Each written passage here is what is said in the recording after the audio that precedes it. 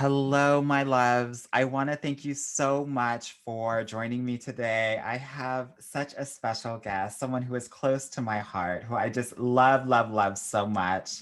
We have the personal branding activist herself, BBG Hailey. Did I pronounce that You correctly? did. You did. I call her Bibi though, because the people that know her call her Bibi. So, Bibi, thank you so much for joining me today. How are you? I am fine. I'm super happy to be here. I'm so happy that you're here too. And for those that are listening who have seen the title, we are going to be talking about imposter syndrome and how that just can take over your life. So, hold on one second. Someone is messaging me. Sorry about this. It happens.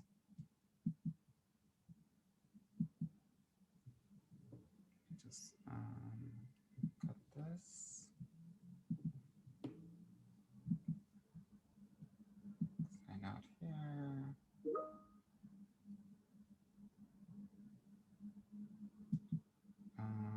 Apologies. That's You know fine. how I do it here. Okay. So, we are going to be talking all about imposter syndrome and how it can take over one's life. But before we do that, can you just tell everybody kind of what you do and who you serve and the amazing work that you do? Yeah, sure. So I have just recently started saying personal branding activist.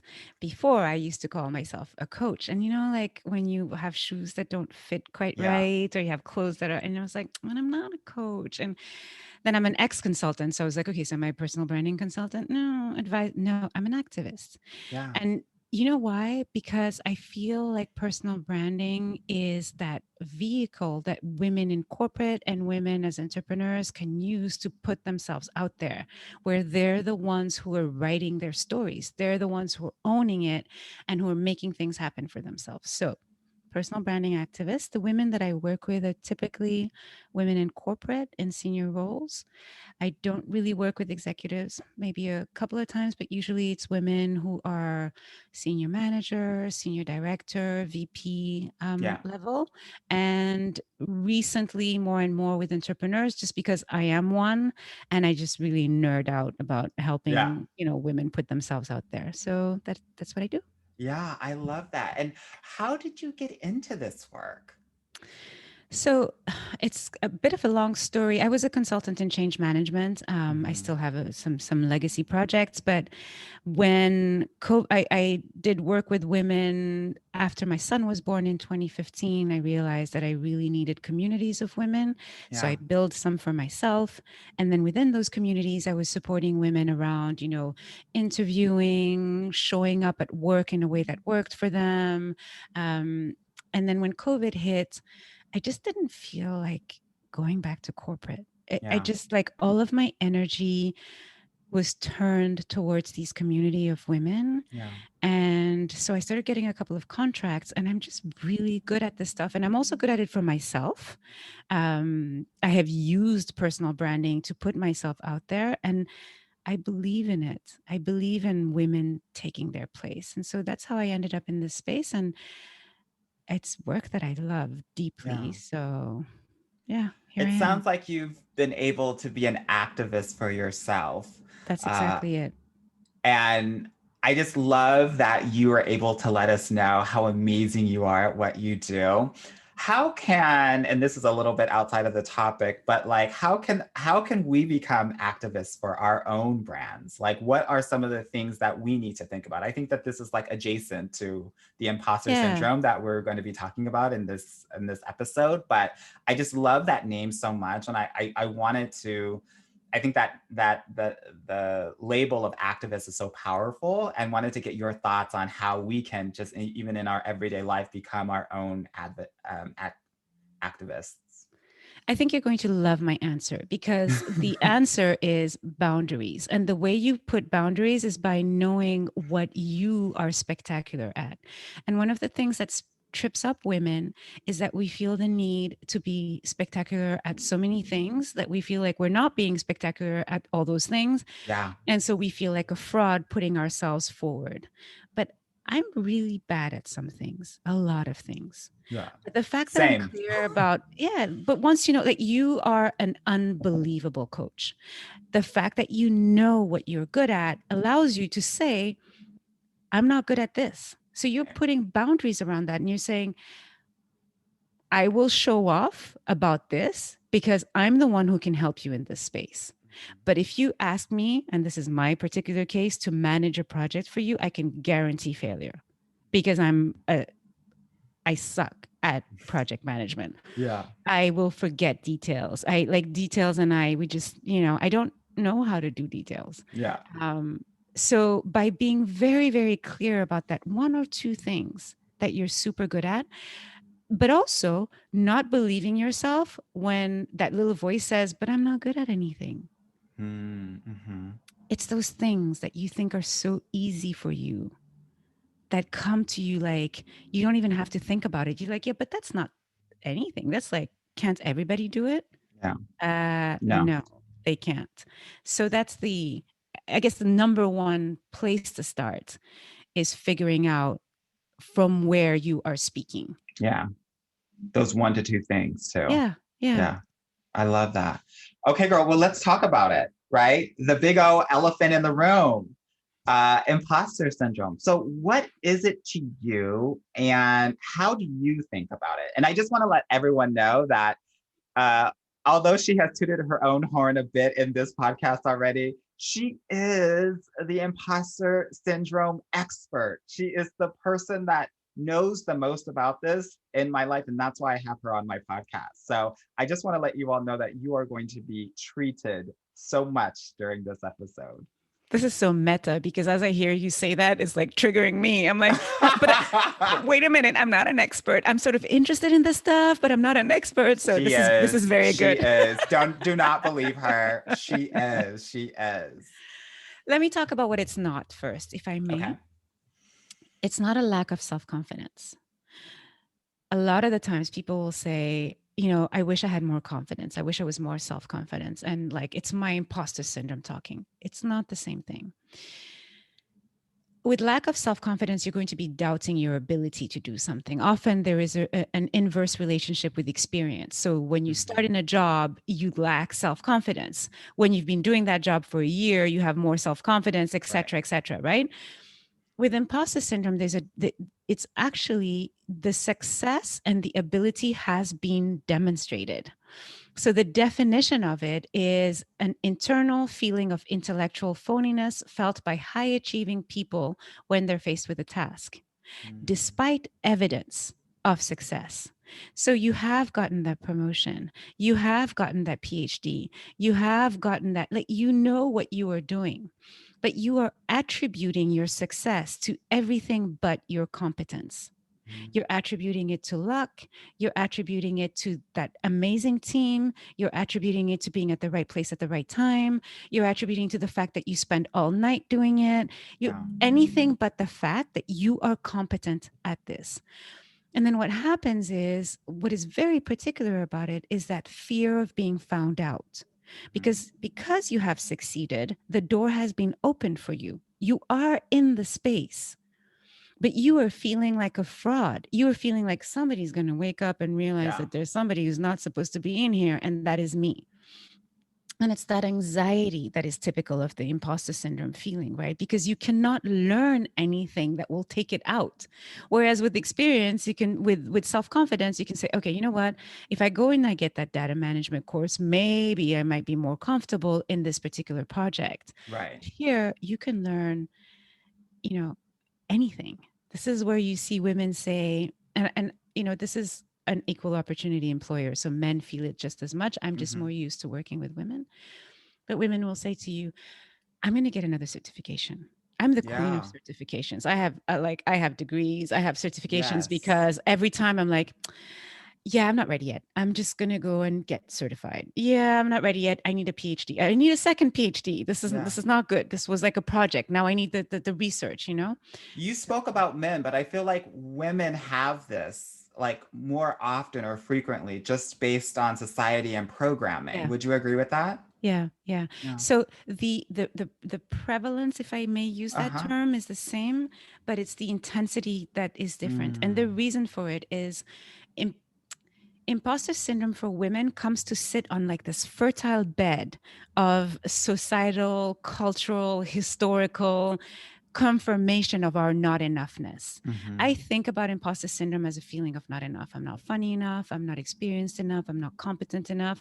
I'm not, thin enough. I'm not, insert whatever your medicine Yeah. is, enough.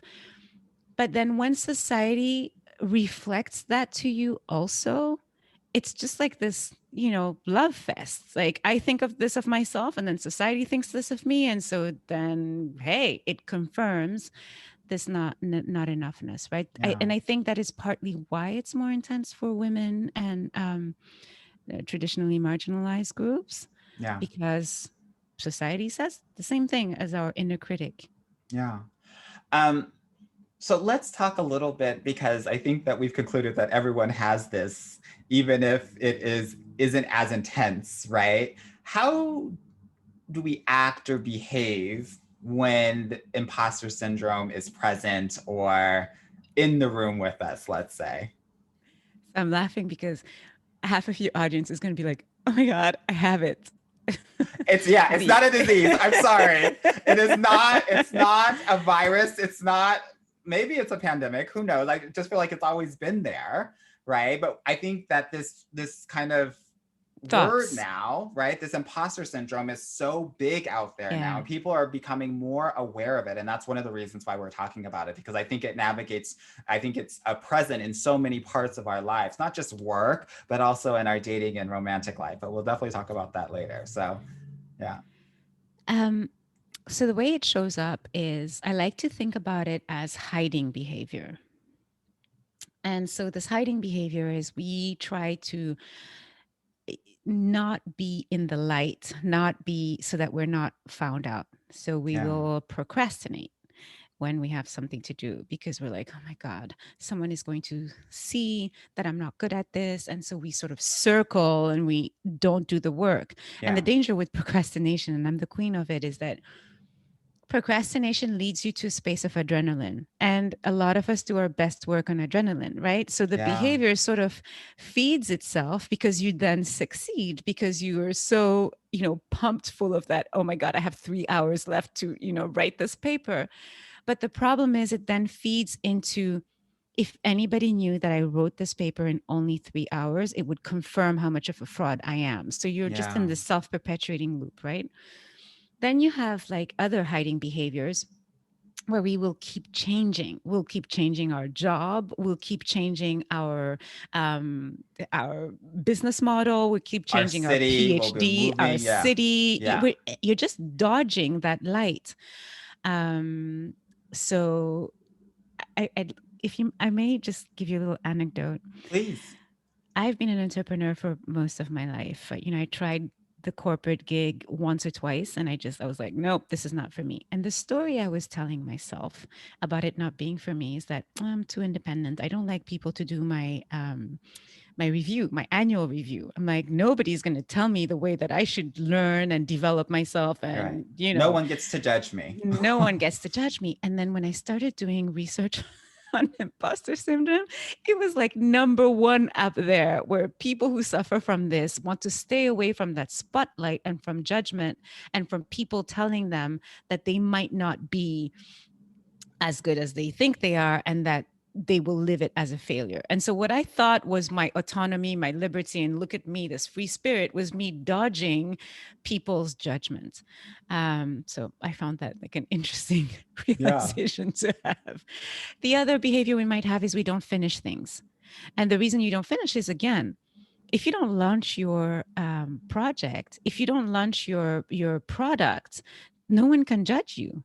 Right. You're the one who can say, Well, yeah, no, I'm not. I'm still refining the business model. I'm still, I have a couple of tweaks to do here.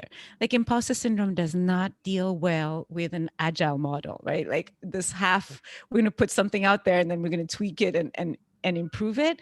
No, it's just we don't finish, so that we are not judged.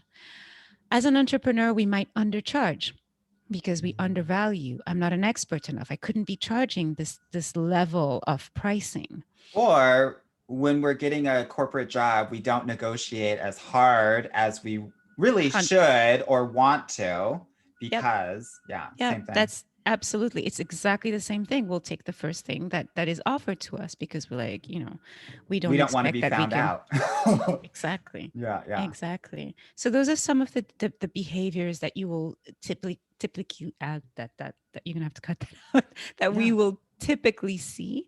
And I put them all under this category of hiding, like dodging Mhm. that bullet. You're moving. So you're a moving target, right? For judgment. Yeah.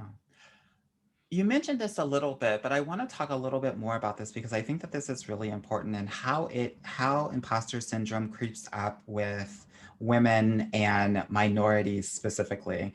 I work primarily with women of color, and I hear about this a lot. Obviously, not just in work, but also with dating and so many other aspects of their life. And how do you think that this is represented in their lives, or how do you think that it is different for women versus men? Well, you told me about women versus men, but maybe minorities versus non-minorities. Yeah. Can I give you an example? Of course. Because this came up yesterday. I saw a video that I was like, oh my God, this is a perfect example. So let me just set it up first. Um, when you're not enough feelings, like I had said before, meet the world telling you you're not enough, you have this thing happening where it's like, oh, it's confirmed. The world is telling me the same thing that my inner critic is telling me, right? And that is what is Mm-hmm. happening a lot of the times with minorities, with women. Recently in Quebec, there was the first Black man that was hired as the Saw that. chief strategist. Did you see that Yes, for the interview? bank. For the Yeah. bank, right? Yes, for Yes. one of the largest institutions in Quebec, and he was hired as the chief strategist, economist, and he was interviewed. And in that interview, two things happened. Number one, the interviewer called him by his name without the normal trappings of respect that one might expect when you speak to someone at that level. Mm-hmm. Then the second thing that happened is the interviewer spent a lot of time, and I was looking at his body language. So this is me. I will own that this is me analyzing that video. But the interviewer spent a lot of time on the fact that he was the first quote unquote diverse person to have been hired by that position. That was the first question he asked. And if you look at the face of the strategist, he's like, I can't believe this is the first question that was asked of me. And so the way he asked that question was in this surprised tone of voice. And then he said, so how does it make you feel as a person from diversity to have been hired to this prestigious organization? So this is a man who, he's there for a reason. Top And of his field. he's seeing what is happening. So he is okay. But imagine if your inner voice is telling you you are not made for this role. If your inner voice is telling you you're only here because there was an affirmative action quota. If your inner voice is telling you, we have been in a space where there's been so much activism around getting people of color and minorities into roles that they have just knocked at my door to bring me in here. It has nothing to do with my competence. So if your inner voice is telling you that, and then you have an interviewer that is like, so how does it feel as a person of issued from the diversity to have been put into such a prestigious role and to be the first one? It confirms to you that you don't belong. It confirms your imposter syndrome. So I think that is one of the dangers that we might live. And Yeah. I say we as, women, people of color, people in minority, like we meet this skeptical space look, Yeah. um, that we confirm in our heads, that we Yeah. might confirm in our heads. Thank you for that. Um, let's talk about how imposter syndrome can manifest itself in our careers, right? What I do know is that my clients and my listeners out there are very serious about their careers and their money. And this is something that I think potentially hinders them. So I would love to get your thoughts on how this shows up and how they can even potentially overcome it in the professional space. Yeah. So one of the ways it shows up is what we discussed around your capacity to negotiate for what you're Yeah. worth. Mm-hmm. But there are a couple of places also where it shows up. So one of the things that is behind imposter syndrome is what is called your competence model. So think about it as how you answer the phrase, I am competent when I. And so I am competent when I can do everything by myself. I am competent when I know everything about a subject. I am competent when I don't need to study to know something. It comes to me naturally. So there's a model, there's a mental model that we have around the way that we think about competence, and that feeds into imposter syndrome. So imagine if your mental model is, I don't need any help to do this. You come into a project, you're given a new task, a new project, you don't ask for resources. And women do this a lot. You don't ask for a budget, you don't ask for human resources, you don't ask for a subject matter expert, you don't ask for time. So, and then you go out and you assume that you can do all of this by yourself. And then you freeze like a deer in the headlight because you realize that you can't. But now you think it's because of you, because your model says, I should be able to do all of this by myself. Yeah. So it puts us in situations where we have set ourselves up to fail. And not only have we done that, but we have set ourselves up to fail in a way that will confirm our lack of competence. So understanding those models, understanding the way we think about competence allows us then to see our behavior when we are hired in an organization and we think, I should know everything about everything. We know this is our model. So we'll say, hey, do you think I could book a round of interviews with a few people here so you can teach me the culture? Hey, do you have any documentation that I can read and I'll take a month to get, onboarded properly and then I'll be ready to go for the project rather than, yeah, tomorrow I'm able to do this. I remember one mandate that I started, I did not ask for help. And this was stuff that I had no idea how to do. I knew Yeah. the big pieces, but there was an expertise, a subject matter expertise that I needed the client to give me, and I didn't ask because I assumed that I was supposed to know how to do it myself. I think So also what happens too, really quickly, is that if you ask for help, right, there's this level of feeling like you're incompetent, yep, right? But so many people ask for help so many times. I was just chatting with a client and she's going up for this promotion. And I was like, okay, well, you need to talk and create allies with people that are going to be interviewing your old boss, this potential new boss. And that was all foreign to her. I was like, no, we need to create relationships here, right? And ask for what you want, right? And allow people to help you without thinking that it means that you're incompetent to actually get this job. If anything, it's going to help you and they're going to feel honored to actually help you and be asked to help, right? Yeah. 100%, 100%. It's really, really critical, and it's the only way that we're going to stop the inner critic and the voice in our heads. If we're able to stop and say, "This is what I need," and it brings us to the beginning of our conversation when you asked me, "How can we brand ourselves?" If you know what you're excellent at, you can say, "I can do this piece, but for the rest of it, this is the type of help that I'm going to need." Yes. Yes. I love that. Okay, girl, let's actually talk about dating and imposter syndrome and dating. I know my listeners are like, okay, this is really good. This is like great information, but like, what does this mean about my love life, right? So I want to ask you about imposter syndrome and dating and kind of what that looks like for you. And then I'll share my thoughts. Okay. So a couple of things here. And I actually made some notes about this to manage my own imposter syndrome. Um, Okay. so So I think one of the characteristics of imposter syndrome that I talked about, right, is this notion of um, not enoughness, right? Or even the feeling that everyone knows something that you don't, that you are not that person who understands, who gets it. Like there's something happening that you don't get, right? Now, imagine coming into the dating space with the feeling that there is something that you don't totally understand. This feeling like you're on quicksand, something is happening that you don't get. The first thing that's going to be impacted is your standards. Yeah. How do you set standards for what it is that you want when you're on quicksand? You're like, I'm sure there's something I need to be understanding here. So you're not setting yourself as, I'm allowed to set standards. I'm allowed to say what I want. If you're coming from a place of, I'm not enough, how do you say, this is what I want? That's These are right. my boundaries. So standards is number one. Number two is boundaries.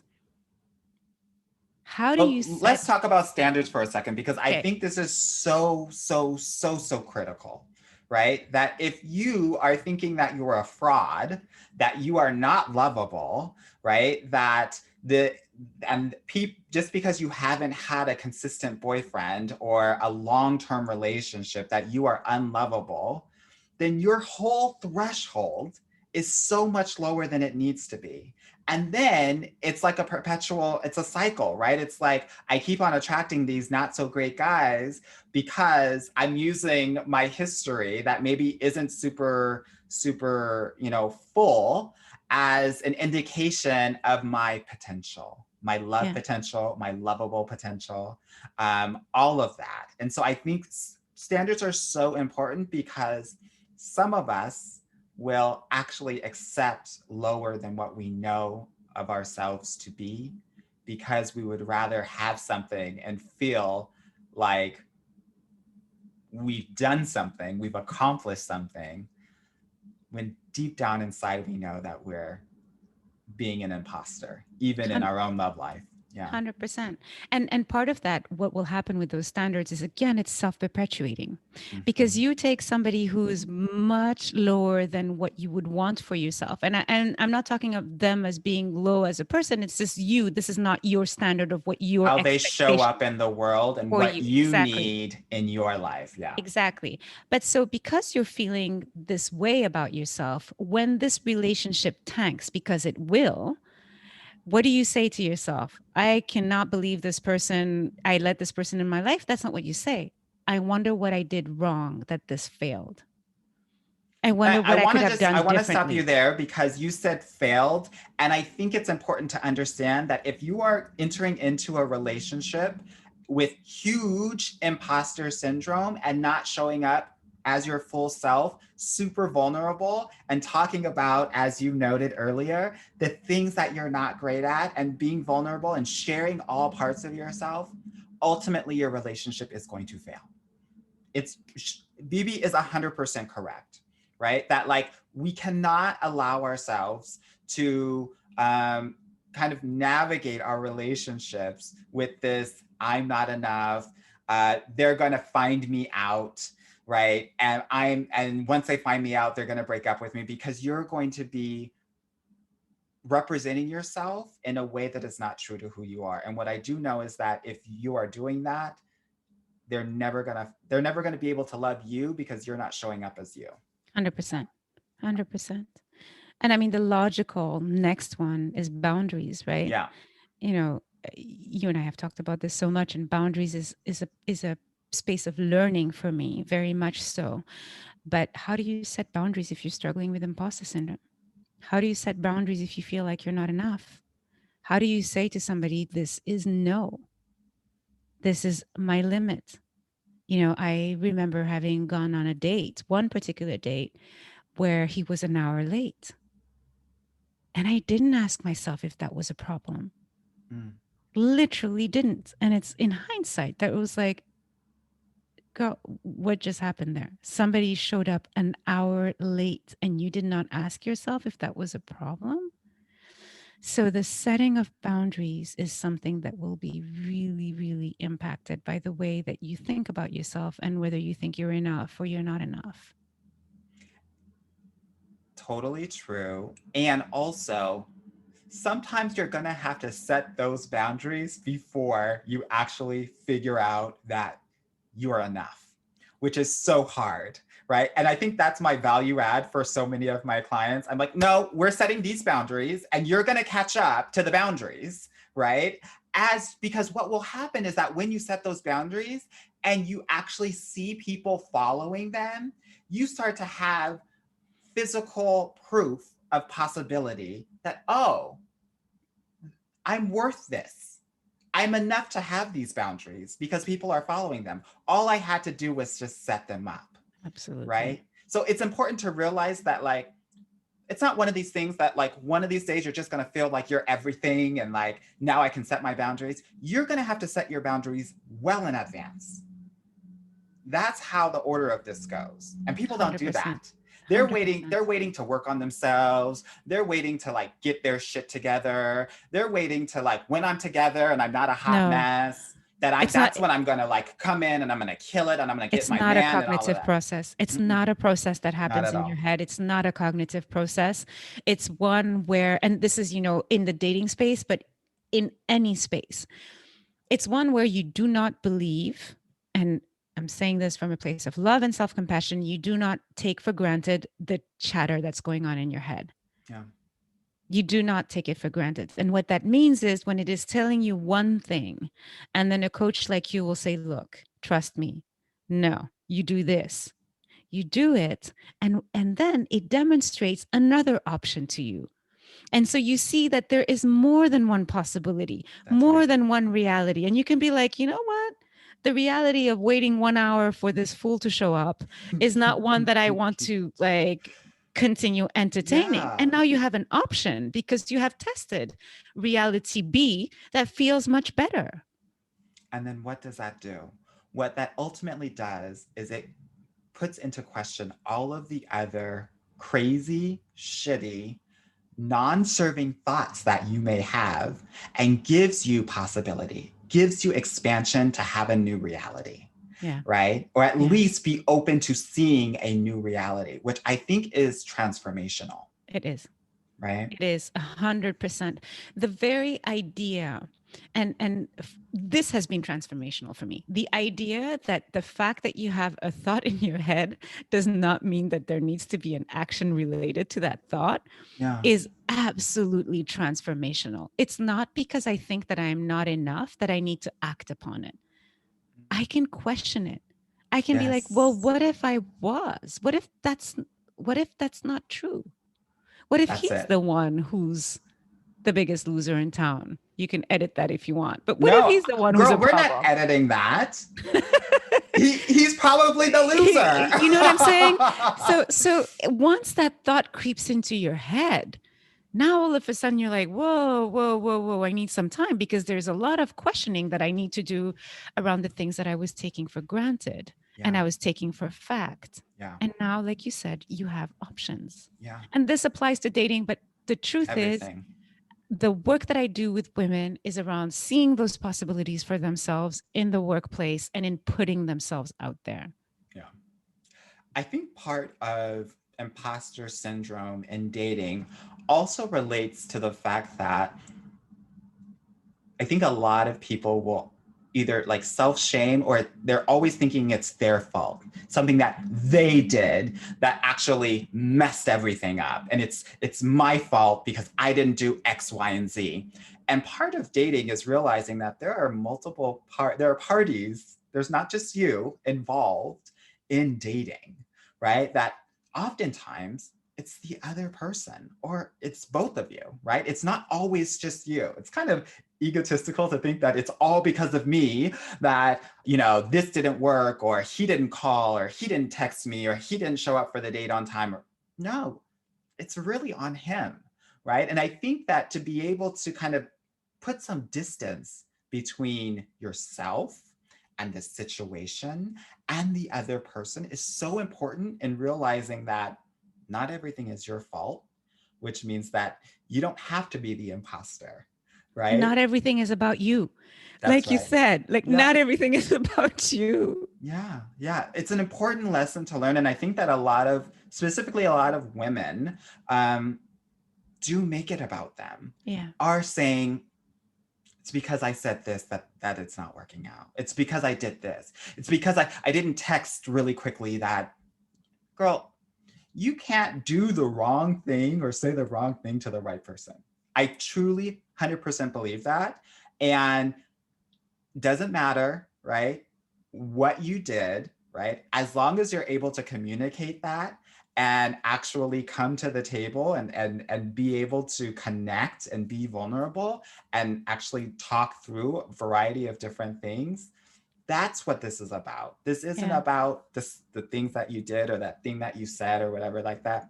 The imposter syndrome comes out in dating when you're not trusting yourself enough to be able to be yourself 100% of the time and to own all of yourself in a relationship, Yeah. right?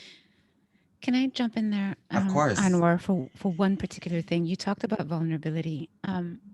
We often think about vulnerability as something that you are for somebody else in a relationship. But I've come to think about vulnerability as something that you are for yourself, being vulnerable to yourself. And so fully showing up for yourself, like actually seeing what's going on, the good, the bad, and the ugly, and just being like, I'm okay with this. Like, I welcome the person that you are.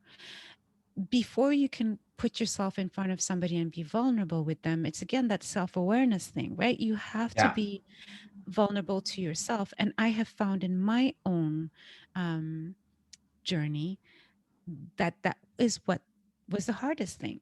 Yeah. It's being vulnerable and self compassionate with yourself so that then you can do it with somebody else, because you can't practice with somebody something that you're not able to do with yourself. That's so true. So true. Um, Vulnerability is actually, when you have a lot of imposter syndrome, one of the hardest things to do. Right? So when I talk to my clients, right, who are smart and successful and have achieved so much, but still have that imposter syndrome that they're trying to run away from, but it's always following them wherever they go, however much they achieve, like that's why it's so hard to be vulnerable, and that's why I have a whole module on it, because it's, if we don't get that right, and it's early in my program, we're not going to find a lot of success or getting Yeah. toward your love goals, because Yeah. that's the center of it all. Yeah. If you think about imposter syndrome behavior as hiding, Yeah. how can you be vulnerable if you're hiding Yeah. from everything, from everyone, and from yourself? Like, I'm good. I can do this. I got this. I don't need help. I'm fine. I'm okay. Yeah, I'm okay. exactly. Like, my particular brand of medicine was, I would ask you once. If I see in your body language that there is the slightest hesitation, slightest, you might blink because, there's a piece of sand in your eye. I'm like, I'm fine. I got this. Don't worry Yeah. about it. Yeah. That's not vulnerability. I Yeah. don't got this. I actually need help. Yeah, that's so important. I wanted to talk a little bit because um, I work with women of color, and oftentimes what happens is a lot of them have either studied at PWIs, predominantly white institutions, or have worked in a corporate setting with a circle that is mostly white, wealthy. And so, what I hear often is that a lot of the women of color that I work with also feel this imposter syndrome when it comes to the men of the same race, right? That they're dating and they're talking to. So, give me your thoughts on that, right? Especially Black women, right? Black women, I think sometimes will feel like, I don't really know if, one, I get Black men, and two, if Black men are even checking for me, right? Because, there's so much in society and oftentimes Black women specifically are not necessarily supported or feel supported. And so, what are your thoughts about that? So this one is a touchy one. I'm going to talk from my own personal experience. I lived and grew up in a lot of different countries, but mainly in Western schools. So French schools, French from France, in Oui, different madame. countries. Oui, madame. And then coming here to Quebec, and like you said, I've always, I've more often than not been the only Black person in a corporate setting, the only Black woman, um, I was not raised understanding the culture a little bit, but I wasn't raised as an Ethiopian or a Rwandese. Mm-hmm. And so basically, I think what happens is you don't understand the codes. You know that there are expectations, there are codes, there are things going on, but you don't understand them. And so that feeling of not enoughness is something is happening here that I don't get. And so it's very difficult to trust. It's very difficult to be vulnerable because you feel like there are layers happening of codes that you should understand, but you don't understand. Yeah. And if you are feeling any measure of imposter syndrome, when you don't understand something, you don't think that it is the responsibility of the other person to give you the code or the key. You think, why am I not understanding this? It's Right. me. What did I do wrong that I don't understand this interaction? Why are other people finding it so easy when I'm not? And so I think this is more of it's a very weird reversal of situation where you look like the people, but you don't have the cultural codes, so you don't know how to interact, and then you feel like an imposter just because there seems to be something going on. You know it, you can feel it, you can see Yeah. it, but you don't understand it. I think this is what you're describing is also how people feel, not just in their dating life. I'm talking about those people of color that have gone through the different ranks and they come home to their family, right? And friends back home.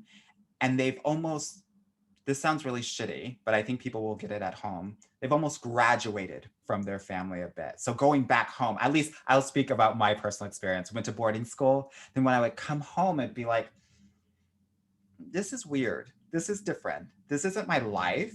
It's familiar, but it's not my life. I don't get it. I don't understand it anymore, but I know that I belong here in Mm-hmm. some way, shape, or form. So I feel this pressure to lean into this, to try to make this happen, Yeah. right?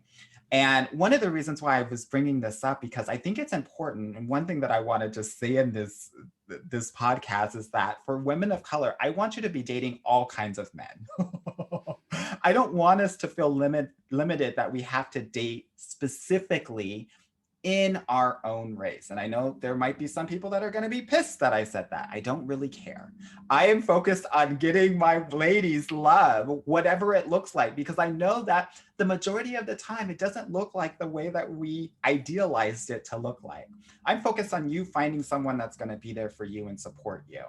And I think the pressure of finding someone in your own race is really, really can be overwhelming for a lot of women of color. And when you have that pressure, plus this kind of imposter syndrome around your culture, around, Black men, Hispanic men, Asian men, it can be a very hard and almost intimidating space to try to navigate and enter into when it comes to dating, right? And that's one of the reasons why I wanted to kind of bring this up and realize that you don't have to feel that pressure, right? You get to date and talk to whoever you want to talk to. And if they get you, which is really what we want to focus on versus us trying to focus on trying to get them and making them the priority, we're doing this wrong, right? We want to make sure that there's a vibe there and there's some compatibility there. What are your thoughts, Bibi? Well, um,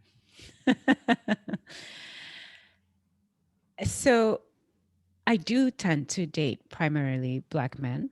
Um, I do hear you on the capacity to be seen and, heard and recognized, and the difficulty that can come from that. I think it's multi-layered.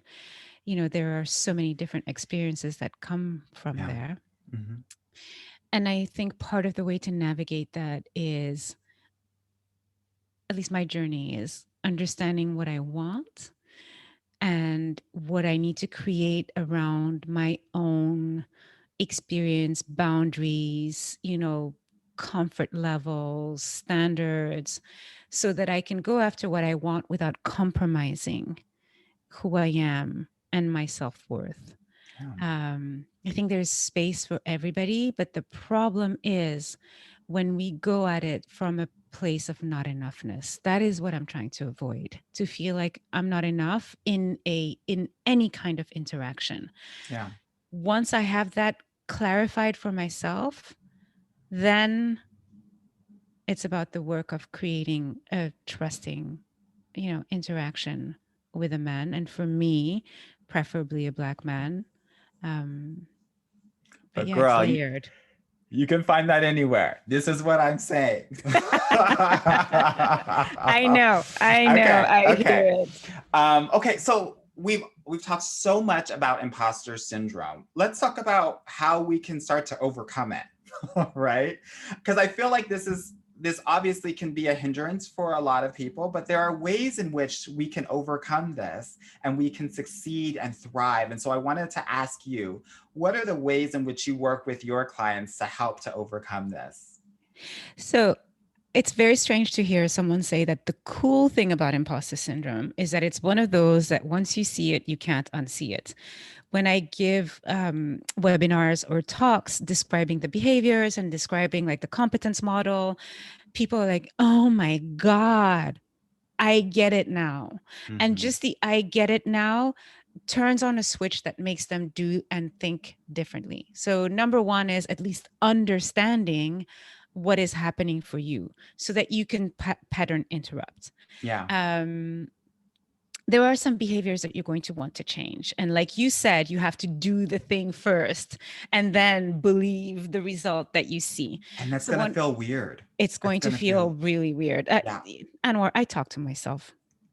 I Girl, stand in you front and of me the both, mirror and girl. I talk to myself and I tell myself a lot of things, and then I put my hand on my cheek and like I do a lot of exercises that feel strange, that I'm like, if there's a hidden camera, people are going to think I'm crazy. Yeah. But it does have an impact when I touch my cheek or my arms and I pat myself. It has a physiological impact. When you take your child in your hands and you hug them, Yeah. that physical feeling of touch has an impact on your brain.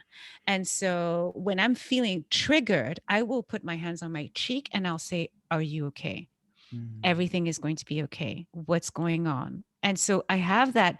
It sounds weird, but when you do it, you're creating this feeling of internal safety where that Yes. triggered person inside of you is going to say, okay, I really hate it when you go on a date with this man. But if you don't do that self compassion thing and you show up for yourself, that voice is not going to come up. And so you're going to go on a second date. So Mm-hmm. that was a little bit of a tangent, but one of the things is around showing yourself that self compassion. The other thing is understanding what your imposter syndrome scenario is. And so it's like, what is your imposter syndrome movie? It's going to be different for me and it's going to be different for you. The questions are, what triggers it? Because you're not going to be triggered for everything. I know that Right. as a mom, I have zero imposter syndrome. And I have, I wasn't trained at this. We all woke up one day and we were parents and we're like, whoa. But Mm-hmm. I don't feel any imposter syndrome with this ever. But I do know people who do feel as parents who have Yeah. that feeling of imposter syndrome. So it'll show up differently for each of us. And we need to understand our triggers. We need to understand the physical reaction of imposter syndrome for us. So I will have like I'll feel my heart. I'll feel it in my heart like serment. I don't know how you say serment in English. Like it's pinching like in my Yeah. chest. Um and then so understand what situations give you that feeling. And so when you have like that movie in your head, you know to interrupt it. When I feel the pinching in my chest, the next question that comes up is, huh, I wonder what's going to happen. Or I wonder, now I get curious about what's around me because Yes. something's happening in my body that's sending me a message that there is a potential issue. Um, Another thing that you can do, and that's critical, and I think even in dating is super important, and I think this is work until the day we die, is change the way you talk to yourself. I read somewhere, I don't know where, that our brain is always listening. So if you tell yourself, oh my God, I can't believe how stupid I am. Oh my God, I'm such an idiot. I can't believe I just said that. Oh my God, how could I have said such a dumb thing? Your brain is primed to feel stupid, idiotic, and dumb Yeah. when you are in an interaction with somebody. So you have to check the words. You really do. Even when it feels uncomfortable, when you use the words, stop yourself. Or even I don't know. Or even I don't know. And you Yeah. taught me that actually. You Mm-hmm. taught me that to take the time when I don't know comes out, to just, you know what? I do know. Let me just give it. What if I knew? What Yeah. would it be? Yeah, exactly. So that's really important. Language matters. Language matters. We all know that for so many things, and how we talk to ourselves matters. And then this is this notion of what you believe and what you don't. You and I Say talked more. you and I talked about this during the in the middle of the podcast, I think, where taking our thoughts for reality that has to lead to an action. If I think this about myself, it means I need to do this. But what if it was something else? Right. He's an hour late. I must not be that attractive. He's an hour late. He wasn't raised right. One is about me, one is not about me. That's right. Both of those exist. Which one do I choose? So it's that question. Just even if you don't make the choice, because that's like the other step, but even if you don't make the choice, ask the question. What if it wasn't that? What if I didn't believe that first thought that comes to my mind and I looked for an alternative thought? So those are some things you can play around with. I love it. Yeah. So we had here, it sounds like physical touch actually does help us to become secure within ourselves, right? The way that we talk to ourselves, right? I always say, talk to it like it is you are your child, or speak to your inner child and not necessarily adult you, because adult you, I think, is not even like really there. It's really like when you're triggered, you got to talk to your your own inner child, or even like a best friend, especially in the third person, right? Like, Anwar, you got this. Like, how are you feeling? Why are you feeling this way? 100%.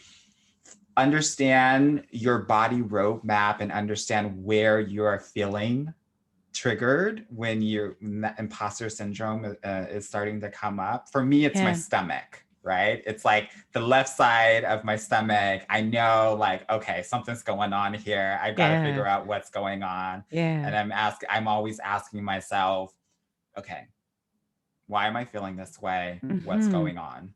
Yeah. Yeah. And then thirdly, you were talking about, what were you talking Believing. about? Yes. Do I believe this thought or do I not believe Yeah, this thought? having the choice to, right, to create, right, opportunities or possibilities of interpretations of what's going on, Yeah. Yeah. right? About how, like, my first thought might not be the final thought or reality, Yeah. that it can actually be something else, and realizing that there are multiple realities, not just the first one that comes to your head, that Yeah. there are plenty of them. Yeah, I love that so much. Bibi, thank you so much for coming and helping all of my listeners better understand imposter syndrome and how it may or may not be affecting them, right? And how they can kind of overcome some of those thoughts, the Yeah. hiding, right? Yeah. That happens so much with imposter syndrome and avoidance. For my listeners who want to continue this work, right? To just put themselves, level themselves up and put themselves on another level and their career and their dating life and all aspects of their life, like, how can they connect with you? How can they reach you? Okay. There are two ways. I'm a LinkedIn nerd, so you will find me there all the time, BBG Haile. So you can follow me there. The other way is I deeply believe in community for women. And so I have a Facebook community called Reggie's and Beauvoir, and they can find us, join. And so it's a bunch of amazing women who are doing this work together and supporting each other. And so they are more than welcome to join us there. I'm gonna have all of this in the show notes because I know some people out there like, Booge, what? What that girl say? So people go to the show notes, click on those links, join the Facebook group, find her on LinkedIn, connect with her, have a conversation with her. She is going to, what I love about your work, Bibi, is that you create possibility in individuals that have had a limited view of their potential. Yeah. And I think the beauty of your coaching is helping people become their own activists, but also being their activists until they can take over the reins. 100%. Thank you for saying that. On my website, I used to say, what I want is for you to fire me as a coach. Yeah, that's what That's it's my about. goal. Yeah. Fire me so you can just be your own badass self and you don't need my voice in your head. Yeah, yeah. So people, reach out to her. She is going to help you if you feel like you need the help for this. Bibi, thank you so much for joining me, girl. This has been so much fun and so amazing. I'm Thank so glad you. that you've been here and been able to share all of your knowledge. As you'll tell, I let you go, girl, because this is your domain. It is not mine. And I wanted the people to hear it pure and from your mouth. So I'm just so happy that you were here. Thank you so much. Thank you. I loved being here. I loved hanging out with you. And I hope that your listeners take a little bit of something that can be useful for their They're going to lives take a here. lot of it. Yeah. I know I have. Thank you so Okay. much. Thank you, Anwar. Bye. Bye.